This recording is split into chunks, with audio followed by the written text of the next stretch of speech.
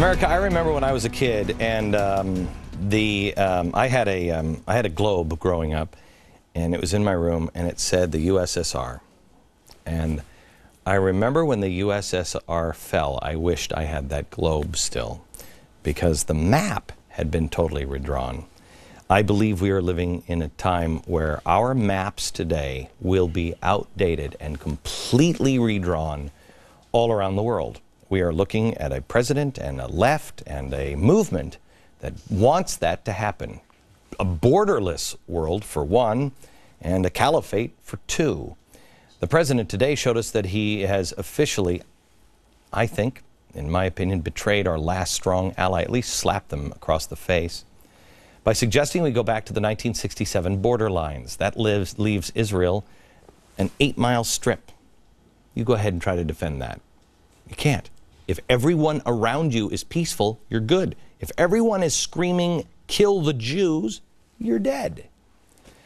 William Helmrich, he is the author of What Was I Thinking?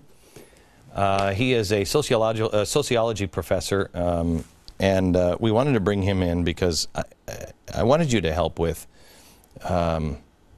this one thought. Do you really think that our president and this administration is so clueless that they have no idea what this means to our ally and to the rest of the world? Oh, I think he has very good intentions, but as they've always said, the road to hell is paved with good intentions, and he's doing a great job of it now with this kind of solution. So how is he missing I mean, first of all, it's an ally. How's he missing this? What he's missing is that you do not have to endorse or suggest that we go back, that the United States help Israel go back to the pre-1967 borders in order to achieve a two-state solution. Everyone wants a two-state solution. Netanyahu wants a two-state solution. Right. Abbas says he wants a two-state solution. But the fact of the matter is that you can have a two-state solution without going to indefensible borders. So what do you what does it mean for the most Americans are like two-state solution, 1967 borders? I don't care. I don't know what is 67 borders. What does that mean? What that means is that Syria, which is inherently an unstable country, and we're seeing more and more evidence of that now, is going to be looking down from the Golan Heights at Israel. It also means that in this narrow strip, as you said, Israel is going to be helpless. It's going to be indefensible. It's going to have the underbelly exposed totally, especially in the most populated parts of the middle of the country. So are the Golan Heights, Tiffany, are the Golan Heights part of the 67? Do you know if the Golan Heights for sure were part of the 67? Because I think that's up on the table. I can tell you.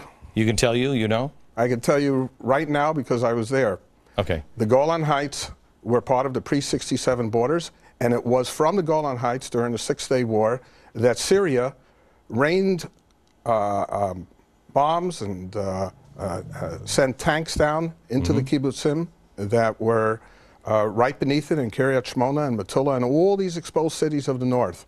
Now Israel annexed the Golan Heights, but if Obama's solution stands, the pre-67 borders, that won't mean anything. I have to tell you, if the Golan Heights, I mean, America, this summer I'm going to take you to Israel, and I'm going to show you the different places in Israel, and I'll take you to the Golan Heights. And when you actually see it, you will understand how insane that is. Golan Heights are up on a cliff. Sea of Galilee is down here. If you have this position, you can so easily kill everybody here. And you're shooting up this way. There's no way this is defensible if you don't have the ledge up above it. It is remarkable. And not only that, the center of the country would leave the airport 3 miles away from the West Bank. How could that possibly be a sane solution? Have missiles aimed at the airport? And what about the South? Look what happened when Israel gave back Gaza. Did it get anything in return? The president is suggesting that Israel do the exact same thing again. Give something up in advance of negotiations and ask for nothing in return. Now is not the time to do that. Why do you think the president asked for, made this speech today? It wasn't scheduled, it wasn't announced, it wasn't scheduled, it wasn't part of anything until Benjamin Netanyahu asked to speak in front of Congress on Monday. You answered the question. He wants to preempt Netanyahu. He wants to put Netanyahu on the defensive. So tell me how a friend and ally does that. Well, I think that one of the problems is that he has come to believe the publicity that surrounds him, that he is a revolutionary, and that revolutionaries often feel they don't have to abide by the general rules that we play by. And so, in his opinion, he can go ahead and do this. He can go ahead and cross a red line that no previous president, Democratic or Republican, has crossed, and say, let's go back to the pre-67 lines. Nobody has said that. Do you know what that means to the Arab world? Once he says we could go back to the pre-67 lines, it basically emboldens all the people. And this coming on the heels of an alliance between Hamas and the Palestinian Authority, it's a recipe for disaster. So what does this do? Help me with the idea. Do we have time? Should we take a quick break? Okay, let me take a break here. We'll be right back. When we come back.